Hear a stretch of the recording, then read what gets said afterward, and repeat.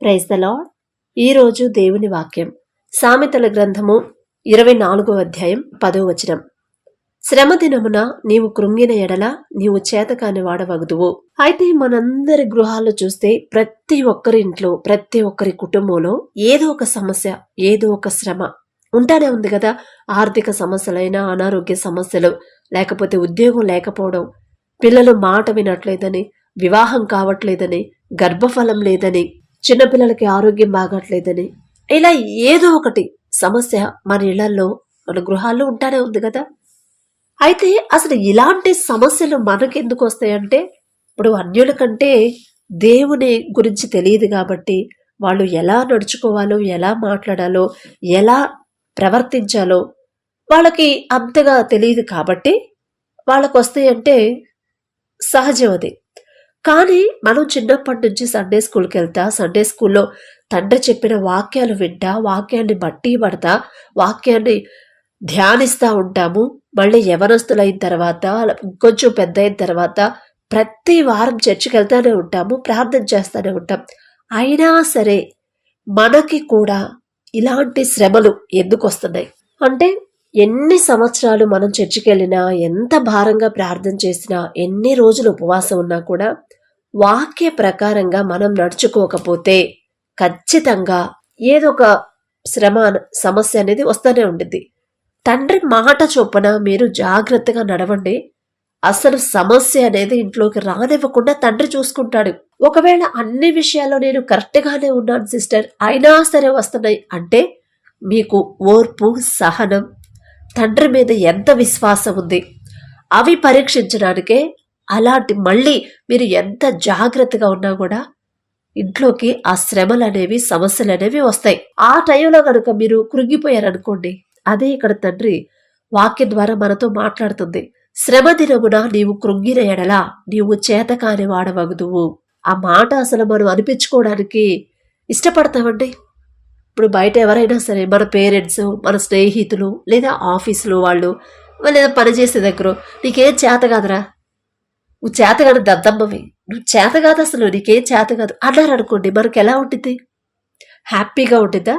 లేకపోతే ఒకలాంటి బాధ, కోపం అనేది వస్తుంది కదా.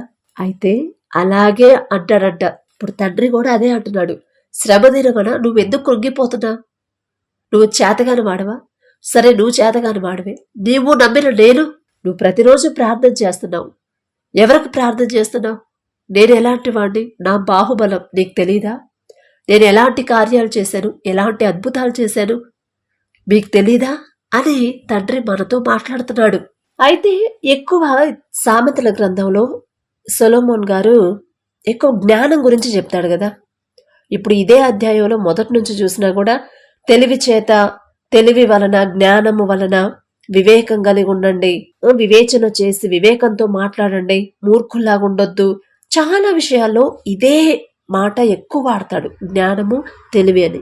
అయితే ఈ తెలివి, జ్ఞానం అనేది ఏ విషయాల్లో మనం ఉపయోగించాలి, ఏ విషయాల్లో మనం తెలివిగా ఉండాలి, ఏ విషయాలు, ఏ పని చేసేటప్పుడు మనం వివేకంతో చేయాలి అని, వాటికి అంటే దేవునికి పరంగా మనం చేసే ప్రతి పని బైబిల్ పరంగా, వాక్యపరంగా నడుచుకోవాలి అని వాక్యం ద్వారా సొలొమోన్ గారు మనకి చాలాసార్లు తండ్రి రాపిచ్చి పెట్టాడు ఆయన ద్వారా. అయితే వివేకం కలిగి ఉంటే ఏంటంటే, ఇప్పుడు మనం ఏదైనా స్టార్ట్ చేయాలనుకోండి, ఫస్ట్ మనం తండ్రి చిత్తం అడగాలి కదా. దేవుని చిత్తం ఏందో అడిగి అది ప్రార్థనలో పెట్టి, అయ్యా మరి ఇది మీ చిత్తం అయితే ఈ పని చేయడం, నాకు ఆలోచన స్థిరపరచండి, ఇదే ఆలోచన ఉంచండి, ఒకవేళ మీ చిత్తం కాకపోతే నాకు వేరే ఆలోచన ఇవ్వండి అని తండ్రిని అడగాలి. ఫస్ట్ అడిగి ఏ పనైనా స్టార్ట్ చేస్తే ఇక అందులో మనకి నష్టం అనేది కానీ, అప్పులు అనేది కానీ అవ్వవని అక్కడ వివేకంగా, జ్ఞానంతో ఆలోచించండి అని ఆ జ్ఞానం గురించి చెప్తారు. అయితే మనమేమనుకుంటామంటే, జ్ఞానం అంటే లోకపరమైన జ్ఞానమే అనుకుంటాం. అంటే నేను లోకపరంగా జ్ఞానం కలిగి ఉండకపోతే నాకు మంచి ఉద్యోగం రాదేమో, నాకు మంచి మార్క్స్ రావేమో, నాకు మంచి కాలేజీలో సీట్ రాదేమో, మంచి శాలరీలో ఒక పెద్ద కంపెనీలో జాబ్ రాదేమో, ఈ లోకపరమైన జ్ఞానం గురించి ఎక్కువ ఆలోచిస్తాం. అయితే కొరింథీయులకు రాసిన మొదటి పత్రిక 3వ అధ్యాయం 19వ వచనంలో ఈ లోకపరమైన జ్ఞానాన్ని తండ్రి వెర్రితనంగా చూశాడంట. ఈ లోకపరమైన జ్ఞానం గురించి మీరు ఆలోచిస్తున్నారు. ఈ లోకపరమైన జ్ఞానం, ఈ లోకపరమైన వాటి గురించే మీరు జ్ఞానం ఇమ్మని అడుగుతున్నారు. ఈ లోకపరమైన జ్ఞానం మీకు ఇస్తే మీరు నా దృష్టిలో వెర్రివాళ్లే అని తండ్రి స్పష్టంగా రాపిచ్చిపెట్టాడు అందులో. కాబట్టి కొంచెం జాగ్రత్తగా ఆలోచించండి. మనం ఏ విషయాల గురించి తెలివిగా ఉండాలి, ఏ పనుల్లో ఏ క్రియల్లో మనం వివేకంతో ఉండాలి, ఏ పని చేసేటప్పుడు తెలివిగా జ్ఞానంతో ఆలోచించాలి. ఈ లోకపరమైన పనుల కోసం గనక మనం తెలివి జ్ఞానం అడిగామంటే అది వెర్రితనమే. మనకు కావాల్సిన వెర్రితనం మనం అడుగుతున్నట్టు తండ్రిని, అయ్యా నాకు ఇదిగో ఒక మంచి జాబ్ రావడానికి నాకు తెలివి ఇవ్వయ్యా అని అడుగుతున్నాం. ఇప్పుడు నేను కూడా చేస్తున్నా మీతో పాటు, నాకు అక్కడ ఉద్యోగం ఇప్పించండి, నేను ఎగ్జామ్ రాసేటప్పుడు నాకు దగ్గరున్నాడు అంటే అది దేవుని సహాయం అడుగుతున్నాము. ఉద్యోగం కోసం తెలివి, చదువు కోసం తెలివి, ఇదంతా ఈ లోకపరమైన వాటి కోసం మనం వేటి గురించి మనం అడిగినా కూడా అది వెర్రితనమే అయిద్దని తండ్రి చెప్తున్నాడు. అయితే అవన్నీ అడగొద్దా సిస్టర్? మరి అవన్నీ మనకు కావాలి కదా, అసలు అవే కదా ముఖ్యం మనం బ్రతకాలంటే అని మీరు అంటారేమో. అయితే నిన్న వాక్యంలో మనం చూసుకున్నాం కదా, అవన్నీ మీకు కావాలని, మీకు అవసరాలు అన్నీ నాకు తెలుసు. అయితే మొట్టమొదట మీరు చేయాల్సిందేంది? ఆయన రాజ్యమును నీతిని మొదట వెతుకుడి అని నిన్నటి వాక్యంలో మనం చదువుకున్నాం కదా. తండ్రి రాజ్యాన్ని వెతకడానికి తెలివి ఇవ్వమని అడగాలి తండ్రిని.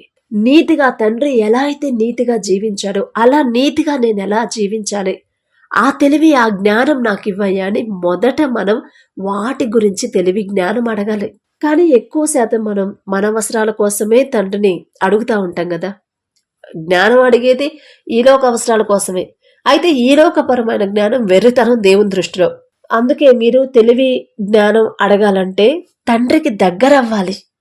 తండ్రి చెప్పిన మాట ప్రకారం నడుచుకునే తెలివి నాకు ఇవ్వయ్యా, మీరు చూపించిన మార్గంలో ఎలా నడుచుకోవాలో నాకు ఆ దారి తప్పిపోకుండా ఉండే జ్ఞానాన్ని, ఆ వివేకాన్ని, ఎప్పుడు ఏం మాట్లాడాలి, మీ వాక్యానికి తగ్గట్టు నేనేం మాట్లాడాలి తోటి వారితో, ఆ వివేకాన్ని నాకు ఇవ్వయ్యా అని ఆ విషయాల గురించే ఎక్కువ అడగాలంట.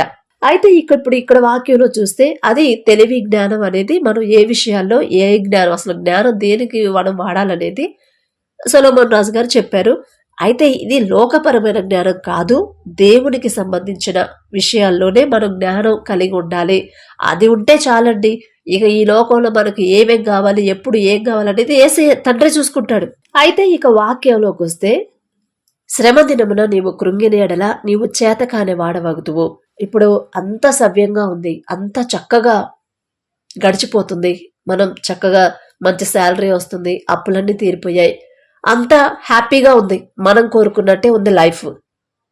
సడన్ గా అనుకోకుండా ఏదో ఒక సమస్య వచ్చింది.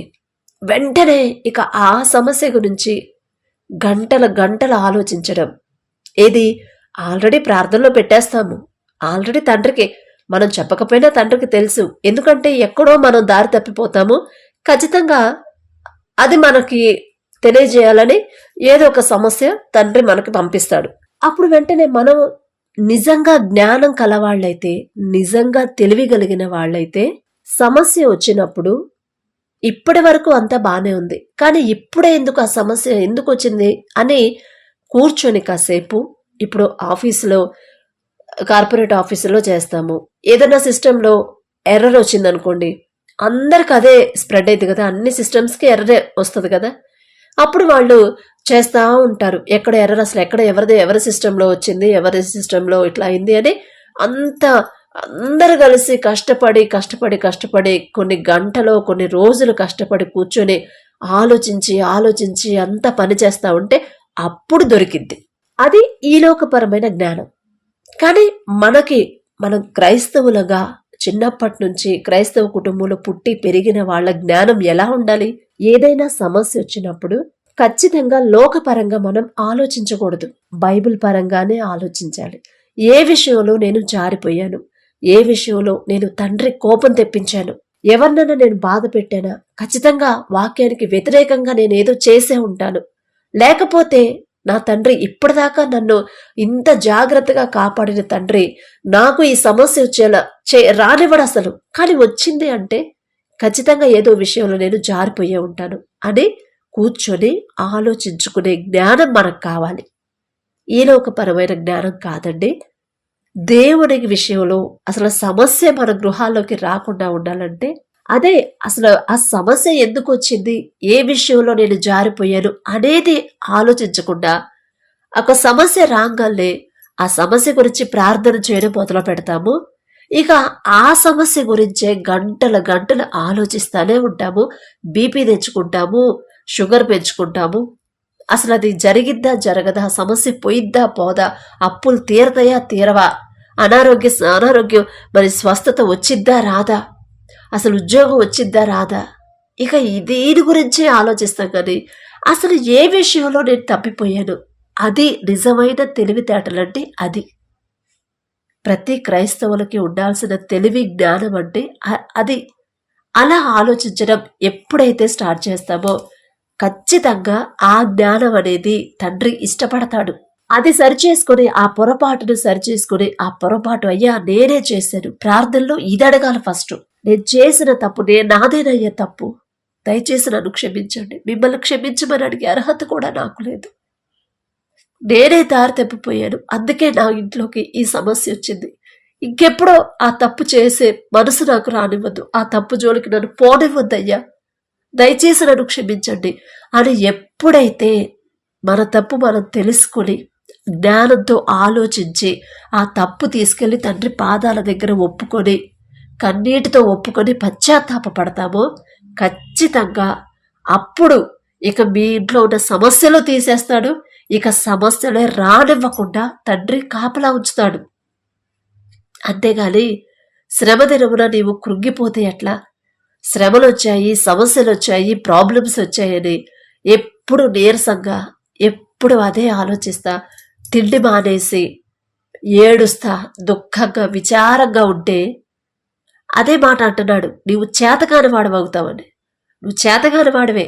ఇప్పుడు బయట ఎవరైనా మాట అంటే మనకి ఎంత కోపం వచ్చింది కదా, నీకేది చేత కాదు, చేతకాని వాడు నువ్వు, నీకేం చేతావు, నీకేం చేత కాదు అన్నారు అనుకోండి, అసలు ఎంత కోపం వచ్చింది. అదే మాట తండ్రి అంటున్నాడు, మనతో మాట్లాడుతున్నాడు. శ్రమ వచ్చిందని నువ్వు కృంగిపోతున్నావా అంటే నీకు అంత తెలివి లేదా, నువ్వు చేతగాని వాడివా, చేతగాని వాళ్ళకు మీరు ఎందుకుంటున్నారు. ఆ శ్రమ వచ్చినప్పుడు, ఆ సమస్య వచ్చినప్పుడు అసలు ఎందువల్ల ఆ సమస్య వచ్చింది, నేను ఏ విషయంలో వాక్యం నుంచి తప్పిపోతున్నాను, ఏ విషయంలో తండ్రిని బాధ పెట్టాను, ఏ విషయంలో తోటి వారిని నేను బాధ పెట్టాను, ఖచ్చితంగా నేనే ఎక్కడో దారి తప్పిపోయి ఉంటాను, అది కదా నువ్వు ఆలోచించాలి. అది ఆలోచించకుండా చేతగాని వాళ్ళగా ఇక్కడ కూర్చొని ఏడుస్తున్నావా అని తండ్రి మనతో మాట్లాడుతున్నాడు. ఒక్కసారి జాగ్రత్తగా వినండి. వాక్యంలో బైబిల్లో రాపించిన ప్రతి మాట మన జీవితానికి అనువదించే ఉండిద్ది. మన జీవితాన్ని కంపేర్ చేసుకోవాలి. శ్రమ దినమున మనం కృంగిపోతున్నాం కానీ అసలు ఆ శ్రమలు ఎందుకు వస్తున్నాయి, సమస్యలు ఎందుకు వస్తున్నాయి అని తెలివి జ్ఞానం అనేది మనకి ఉండట్లేదు. ఈలోకపరమైన జ్ఞానం కాదండి. ఈలోకపరమైన జ్ఞానం కలిగి ఉన్నారంటే అది దేవుని దృష్టిలో వెర్రితనమే. మీరు వెర్రివాళ్ళు, మీకు సమస్యలు వస్తే కృంగిపోతున్నారు చేతగాని వాళ్ళలాగా. మీకున్న తెలివి ఏం తెలివి, అది ఒక తెలివేనా? ఈలోకపరమైన తెలివి, ఆ తెలివా? మీ తెలివి వెర్రితనం, వెర్రివాళ్ళే మీరు నిజంగా. శ్రమ దినం, ఒక శ్రమ వచ్చినప్పుడు అది ఎందువల్ల వస్తుంది, ఎక్కడ తప్పిపోతున్నాను, ఎందుకు తండ్రికి నేను ఏ విషయంలో తండ్రి కోపం తెప్పించాను, ఏ తప్పు చేశాను, ఆ తప్పు నా తండ్రి దగ్గర నేను ఒప్పుకోవాలి అని ఎప్పుడైతే మీరు తెలివిగా ఆలోచించి ధైర్యం తెచ్చుకొని తండ్రి దగ్గరకు వచ్చి క్షమాపణ అడుగుతారో అది మీకు నిజమైన తెలివి అని వాక్యం ద్వారా తండ్రి మనల్ని హెచ్చరిస్తున్నాడు. మరి ఈ శ్రమల్లో సమస్యల్లో మీరు ఎవరున్నారో నాకైతే తెలియదు. చాలా మంది కామెంట్స్ పెడుతున్నారు, అప్పులని, ఆర్థిక సమస్యలని, అనారోగ్యం, ఎన్నో సమస్యలు ఉన్నాయి. కానీ మీరు కృంగిపోతున్నారంటే మీరు చేతకాని వాళ్ళనే అర్థం, తెలివి తక్కువ వాళ్ళనే అర్థం. దేవుని మీద ఇప్పుడు ఒక సమస్య తండ్రికి అప్పగించిన తర్వాత ఫస్ట్ మనం చేసిన తప్పు తండ్రి దగ్గర ఒప్పుకొని తండ్రి చేతులకి ఆ సమస్య పెట్టిన తర్వాత కూడా ఎందుకు కృంగిపోతున్నారు? ధైర్యంగా ఉండాలి కదా, సంతోషంగా ఉండాలి కదా, ధైర్యంగా సంతోషంగా ఆశగా ఎదురు చూడాలి కదా. నా తండ్రి నేను చేసిన తప్పులన్నీ ఒప్పుకునే మనసు నా తండ్రి నాకు ఇచ్చాడు, ఒప్పుకున్నాను, ఖచ్చితంగా నా తండ్రి నన్ను క్షమిస్తాడు. నేనేదో గొప్పదాన్నని కాదు, అయినా జాలిగల తండ్రి ఖచ్చితంగా క్షమిస్తాడు. నా సమస్యకి ఒక పరిష్కారం పంపిస్తాడు.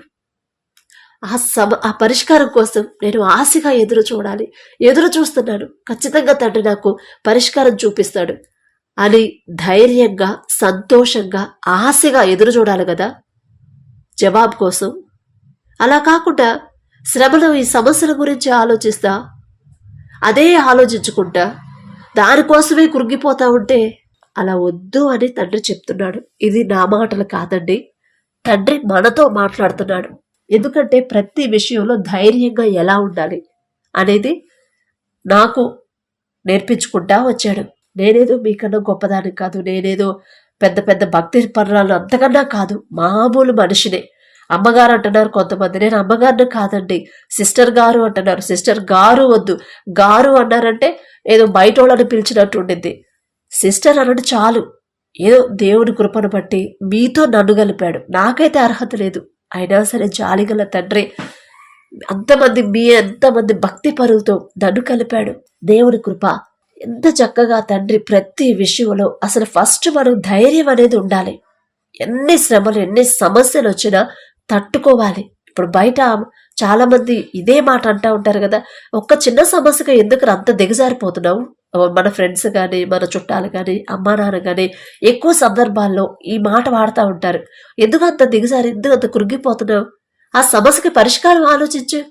ఇక ఆ సమస్య గురించి ఆలోచిస్తూ ఉంటే పరిష్కారం ఎలా అయింది అబ్బాయి, దాని పరిష్కారం ఏదో ఒకటి ఆలోచించు. దాన్ని పట్టుకొని ఊగిలాడతా, దాన్ని పట్టుకొని సాగదీస్తా, ఏడుస్తా కూర్చుంటే ఎట్లా అని పెద్దోళ్ళు మనకి చెప్తా ఉంటారు కదా. చాలా సందర్భాల్లో చాలా మందితో చెప్పే ఉంటారు ఈ మాట. అయితే తండ్రి కూడా అంతకన్నా విలువైన మాట మనతో చెప్తున్నాడు. శ్రమ దినమున నువ్వెందుకు కృంగిపోతున్నావు, నువ్వు చేతగాని వాడివా, నీకు తెలివి లేదా, జ్ఞానం లేదా. తెలివి జ్ఞానం అనేది నీ ఉద్యోగానికో లేకపోతే నీ ప్రమోషన్ కోసమో లేకపోతే ఇంకా వేరే దానికోసం వాడకు. ఆ తెలివి కాదు. నిజంగా నువ్వు తెలివి గడవాడవైతే ఆలోచించు, కూర్చొని ఆలోచించు. నాకు ఈ శ్రమ ఈ సమస్య నా ఇంట్లోకి ఎందుకు వచ్చింది, ఖచ్చితంగా నేను ఏ విషయంలో పడిపోయాను, ఏదో విషయంలో పడిపోయే ఉంటాను, ఏదో విషయంలో జారిపోయే ఉంటాను, ఎవరినో బాధ పెట్టే ఉంటాను. ఎందుకంటే నేను యోబు గారంతా నీతిమంతుడు కాదు, యోబు గారంతా నీతి గలదానుడు కాదు. ఆయనంతా అంత నీతి గలవాడికి ఆయనకే నీతిపరుడని దేవుడే సాక్ష్యం ఇచ్చాడు. అంత గొప్పదాన్ని, అంత గొప్పవాళ్ళం కాదు. అయినా సరే తండ్రి జాలిగల తండ్రి ఇప్పటిదాకా నాకు ఏ సమస్య రాకుండా చూసుకున్నాడు. కానీ ఇప్పుడు ఈ సమస్యలు వచ్చాయి అంటే ఖచ్చితంగా నేను ఏదో విషయంలో జారిపోయే ఉంటాను, ఏదో విషయంలో తండ్రిని బాధ పెట్టే ఉంటాను అని ఎప్పుడైతే తెలివిగా ఆలోచించడం స్టార్ట్ చేస్తారో అప్పుడే ఆ సమస్యకి పరిష్కారం దొరికిద్ది. శ్రమ వచ్చింది, సమస్యలు వచ్చాయని కృంగిపోతా, దిగజారిపోతా, వేసారిపోతా, ఏడుస్తా, ముఖం అంత విచారంగా పెట్టుకుంటే అస్సలు చిరాకు వచ్చి దేశాయికి. అందుకే చేతగాని వాడవు నువ్వు అని అంటున్నాడు తండ్రి.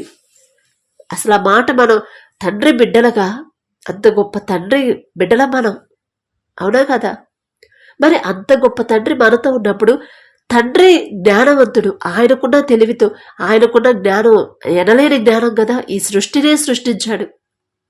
మరి ఆయన బిడ్డలుగా మనం కూడా ఎంతో కొంత తెలివి జ్ఞానం తండ్రి మనకి ఇచ్చే ఉంటాడుగా. ఆ తెలివేదో ఆ జ్ఞానమేదో దీనికోసం వాడండి, లోకపరం వాటి కోసం వాడొద్దు. దీనికోసం ఆ సమస్య శ్రమలు వస్తున్నాయి, ఎందువల్ల వస్తున్నాయి అని కూర్చొని ఆలోచించండి. గంటలు దీని గురించి ఆలోచించండి, సమస్య గురించి ఆలోచించొద్దు. అసలు ఎందుకు వచ్చింది సమస్య. ఇప్పుడు సిస్టంలో ఏదైనా ప్రాబ్లం అయితే ఎన్ని గంటలైనా సరే ఆ ఎర్రర్ ఎక్కడొచ్చిందని చేస్తానే ఉంటాం, సెర్చింగ్ చేసి కనిపెడతాం. అది లోకపరత, అది ఒక సమయంలో అది కరెక్ట్, అది శాశ్వతమైనది కాదు. ఇది శాశ్వతమైంది, మన తండ్రితో మనకున్న అనుబంధం శాశ్వతమైంది. కాబట్టి ఇప్పుడు కృంగిపోయే వాళ్ళకి తండ్రి ఒక మాట, ఒక క్వశ్చన్ వేస్తున్నాడు. శ్రమలు వచ్చాయి, సమస్యలు వచ్చాయి, నువ్వెందుకు కృంగిపోతున్నావు, సమస్య నా దగ్గర పెట్టావు, నాకు చెప్పిన తర్వాత కూడా నువ్వెందుకు ఇంకా దాని గురించి ఆలోచించి కృంగిపోతున్నావు అంటే నేను చేతగాని వాడ్డా, నాకంత శక్తి లేదా అని ఒక సమాధానం, ఒక క్వశ్చన్ మనల్ని అడుగుతున్నాడు. అలాగే నువ్వు చేతగాని వాళ్ళలాగా ఆ సమస్య గురించి ఆలోచించి టైం వేస్ట్ చేసుకోవద్దు. ఆ సమస్య ఎందువల్ల వచ్చింది, నేను ఎలా ఉన్నాను, నా ఇంట్లో వాళ్ళు ఎలా ఉన్నారు, వాళ్ళు ఏదైనా పొరపాటు తప్పుదారిలో వెళ్తుంటే వాళ్ళని గద్దించండి. వాళ్ళని గద్దించి సరైన దారిలో నడిపించడానికి ట్రై చేయండి. వాళ్ళు మీ మాట వినకపోతే అప్పుడు తండ్రి దగ్గర, తండ్రి పాదాల దగ్గర కన్నీటితో, అయ్యా నేను చెప్తే నా కొడుకు నా కూతురు వినడయ్యా, కానీ మీరు చెప్తే ఖచ్చితంగా వింటాడు. జాలిగల దేవా, నా బిడ్డతో మీరు మాట్లాడండి. వాడు దారి తప్పిపోతున్నాడు, నేను చూడలేకపోతున్నాను. వాడి వల్ల ఇప్పుడు తన వల్ల దారి తప్పి మీకు మనసుకు బాధ కలిగించేలా ప్రవర్తిస్తున్నాడు. అందుకే మాకు ఈ సమస్యను. వాడి మనసు మార్చండి, మీరే తనతో మాట్లాడండి అని తండ్రి పాదాలు పట్టుకోండి. ఖచ్చితంగా తండ్రి జవాబు ఇవ్వకపోతే అప్పుడు అడగండి. తెలివిగా ఉండడం అలవాటు చేసుకోండి. జ్ఞానం కలిగి ఉండండి. లోకపరమైన జ్ఞానం కాదు, ఉద్యోగాల కోసం జాబ్స్ కోసం కావాల్సిన జ్ఞానం కాదు, దేవుడి మీద. ఇప్పుడు చాలా మంది జాబ్లు ప్రమోషన్ కోసమని వాటి కోసం అని ప్రేయర్ చేయమంటున్నారు. అసలు ఆ ఉద్యోగం ఇచ్చినందుకు ఫస్ట్ మీరు మనస్ఫూర్తిగా ప్రతిరోజు కృతజ్ఞత చెప్తున్నారా లేదా ఒకసారి గమనించుకోండి. అయ్యా, నాలాంటి వాళ్ళు, నాకన్నా తెలివిగల వాళ్ళు చాలా కొన్ని వేల మంది, కోట్ల మంది ఉన్నారు. అయినా సరే ఈ ఉద్యోగాన్ని నాకు ఇచ్చినందుకు, నాకే ఈ ఉద్యోగం వచ్చేలా చేశారు, నేనే పాటిదాన్ని అయ్యా, నేనెంత తెలివిగలదాన్ని అని మనస్ఫూర్తిగా మీరు కృతజ్ఞత చెప్పడం అలవాటు చేసుకోండి. ఎప్పుడైతే ఇది మీకు అలవాటైందో ఖచ్చితంగా మీ మనసులోకి ఏదన్నా, అబ్బా ఇక్కడ కాదు వేరే చోట అక్కడైతే బాగుంటుంది కదా అని మీరు మనసులో అనుకుంటే చాలు, ఇక ఆ సంగతి తండ్రే చూసుకుంటాడు. దానికోసం ప్రత్యేకంగా మనం అడగక్కర్లా. శ్రమలు, సమస్యలు వచ్చినప్పుడు కురిగిపోకుండా ఆ సమస్య ఎందుకు వచ్చిందని జ్ఞానం, వివేకం కలిగి తెలివితో ఆలోచించి ఆ సమస్యకి పరిష్కారం ఆలోచించుకోండి. చేతకాని వాళ్ళలాగుంటే అస్సలు ఇష్టం ఉండదు మన తండ్రికి. ఆయన జ్ఞానం గల తండ్రి, ఆయన జ్ఞానం అంత తండ్రి దగ్గర ఉంది. ఆయన బిడ్డలుగా మనకు కూడా జ్ఞానం ఇచ్చాడు. ఆ జ్ఞానం దేనికోసం వాడాలంటే దీనికోసం వాడాలి, లోకపరమైన వాటి కోసం కాదు. ఫస్ట్ ఈ విషయంలో, తండ్రి విషయంలో మనం కరెక్ట్గా ఉంటే చాలు. లోకపరంగా మనల్ని ఎక్కడికో తీసుకెళ్తాడు తండ్రి. కాబట్టి ఒక్కసారి ఆలోచించుకొని, మరి మీరు ఏ పొజిషన్లో ఉన్నారో ఆలోచించుకొని ముందుకెళ్ళండి. దేవుని సహాయం అడుగుదాం. దయచేసి అందరు కళ్ళు మూసుకోండి. కృపగల దేవా మీకే స్తోత్రం, రాజాది రాజా మీకే స్తోత్రం, దేవాది దేవా మీకే స్తోత్రం. నా తండ్రి, మరి వాక్యం ద్వారా ప్రభా మీరు మమ్మల్ని గద్దిస్తున్న దేవా మీకే స్తోత్రం. ప్రభా శ్రమలు వచ్చాయని శ్రమల వైపే గురించి, శ్రమల గురించే ఆలోచించి మేము మరి కృంగిపోతున్నాం. నా తండ్రి, చేతకాని వాళ్ళమైపోతున్నాం. మీకు అప్పగించి కూడా మరలా సమస్య గురించి ఆలోచించి కృంగిపోతున్నామంటే మేమెంత చేతగాని వాళ్ళమో నా తండ్రి. ఆ విషయాన్ని మీరు స్పష్టంగా మాతో మాట్లాడిన దేవా మీకే స్తోత్రం. ప్రభా మరి సమస్య వచ్చినప్పుడు అసలు ఆ సమస్య ఎందువల్ల వచ్చింది, ఏ విషయంలో నా తండ్రి కోపం తెప్పించారు, ఏ విషయంలో నా తండ్రి హృదయం నొచ్చుకునేలా నేను ప్రవర్తించాను అని ప్రతి ఒక్కరూ ఆలోచించుకొని తెలివితో నా ప్రభా ఆలోచించి ఆ తప్పు వాళ్ళు మనస్ఫూర్తిగా కన్నీటితో పశ్చాత్తాపపడి మీ పాదాల దగ్గర ఒప్పుకొని మరలా ఆ తప్పు చేయకుండా ఉండే హృదయాన్ని కలిగేలా మీ కృప అనుగ్రహించండి నా తండ్రి. మరి చేతగాని వాళ్ళలాగా కూర్చొని కురిగిపోకుండా ప్రభా నా తండ్రికి అప్పగించను, నా తండ్రి చూసుకుంటాడు అని ధైర్యంగా ఉండి అసలు ఆ సమస్య నేను ఏ విషయంలో దారి తప్పానో అదే ఆలోచించుకునే తెలివిగా ఉండేలా మీ కృప అనుగ్రహించమని మిమ్మల్ని అడిగే అర్హత లేని వాళ్ళం అయినా సరే యేసు నామములో అడుగుచున్నాము తండ్రి. ఆమేన్.